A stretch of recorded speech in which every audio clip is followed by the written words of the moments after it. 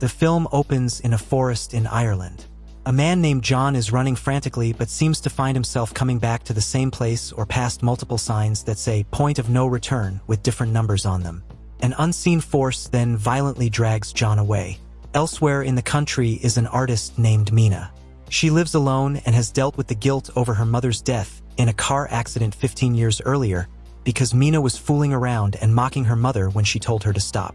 Mina works at a pet store and is asked by her boss to deliver a parakeet that she later names Darwin. Before her trip to deliver the bird, Mina goes out wearing a wig and using a fake name, which she tells Darwin is because she prefers to pretend to be someone else. Mina takes the trip with Darwin and ends up going down a road leading into the forest. The car suddenly breaks down and shuts off, leaving Mina stranded. She walks out of the car with Darwin and calls for help, but when she comes back to the spot where she left the car, it is gone. Mina continues to wander until she sees a woman running, and Mina chases after her. As it is getting darker, the woman enters a small cabin and tells Mina to go inside before it is too late. Mina runs into the cabin. The old woman says her name is Madeline, and she is with two other young people, Sierra and Daniel. The cabin they are in is called the Coop, and they have all been there for an undisclosed amount of time. Mina stands by the mirror and hears what sounds like applause. The sound is coming from the outside, as the four are being observed by entities known only as the Watchers. Daniel puts on a show of sorts for the Watchers, as Mina is told to just act normal while they are being seen. The three give Mina rules for staying in the coop, as well as for surviving the Watchers. They are able to leave the cabin during the daytime since the Watchers cannot come out in the sunlight, and they must be indoors when it gets dark. Mina bonds with Sierra, who says she came with John, who was her husband, and it is suggested that Daniel has a crush on Sierra. Mina convinces Daniel to help her go near the hole where the Watchers dwell during the daytime. Using a rope to descend, Mina comes down and finds several artifacts, old bike and a camcorder.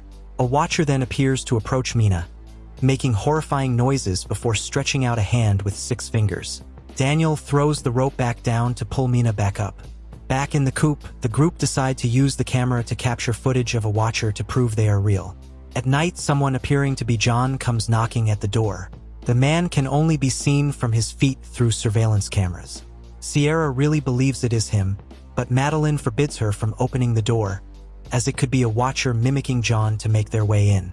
Sierra tries to prove it's John by asking him what book she's reading, but John doesn't answer and is seemingly killed by a Watcher.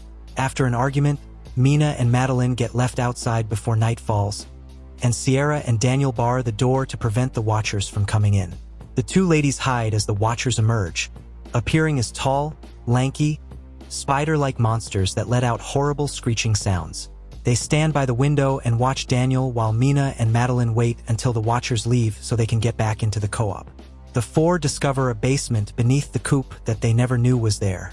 Upon entering, they find several artifacts belonging to the professor, whose real name was Rory Kilmartin. When he was alive, Kilmartin studied the Watchers and tried to learn of their origins. Mina finds videos on a computer left by Kilmartin where he documented his time with a captured Watcher, trying to convince it that he was harmless and wanted to learn from it. The last video shows that Kilmartin eventually came to realize helping the Watchers was futile, so he used a gun to kill the captive Watcher and himself. Madeline then tells the others what the Watchers really are. They are fairies that once inhabited the world of man before being banished. The one time she got close enough to see a Watcher, she saw that it looked sort of like her, but more of an imperfect copy. The group then makes an escape plan to get on a boat once they go past the point of no return. They get to the boat as night falls, but Daniel gets killed by the Watchers, who then take on his form, while Mina, Madeline, and Sierra manage to get away. The women wake up as the boat makes it back to civilization. After settling back to normal, Mina goes to the university where Kilmartin worked and poses as his niece to get into his office to fulfill his last request. There, Mina finds more documents, pictures, and a recording from Kilmartin discussing halflings and how the Watchers could have been used to bring people back. Mina sees one set of pictures, and she appears surprised. Mina goes to Sierra's house to tell her that she believes that the Madeline they met was a Watcher the whole time, specifically a halfling. The pictures Mina found showed that Kilmartin was married to Madeline, but she died in 2001, and the halfling took her form. It was also the same Watcher that Kilmartin had captured, as he hadn't killed it and it had assumed Madeline's form to return to civilization since it can walk in the daylight. Outside, Mina sees the real Sierra returning home, as the one she was talking to is the Daywalker. When Sierra arrives, the Daywalker knocks her out before going after Mina as Madeline. Mina talks the Daywalker down and tries to convince it that there are others like it out there, and admits it was not fair of them to be cast out from their world. She also tells the Daywalker that it has already understood human behavior because it is also half human. The Daywalker relents and spreads its wings, conceding that Mina may be right before flying away. Mina then goes to wake Sierra up. Mina then reunites with her twin sister Lucy after missing their mother's memorial. Mina recounts her experience to Lucy, saying that she still feels like she sees Madeline appearing to her in the forms of other people. Lucy's sons then come to show Mina a drawing of her and Darwin, who she still keeps as a pet. Outside, the Daywalker appears staring at the ladies in the apartment, taking the form of a girl with a not fully human face.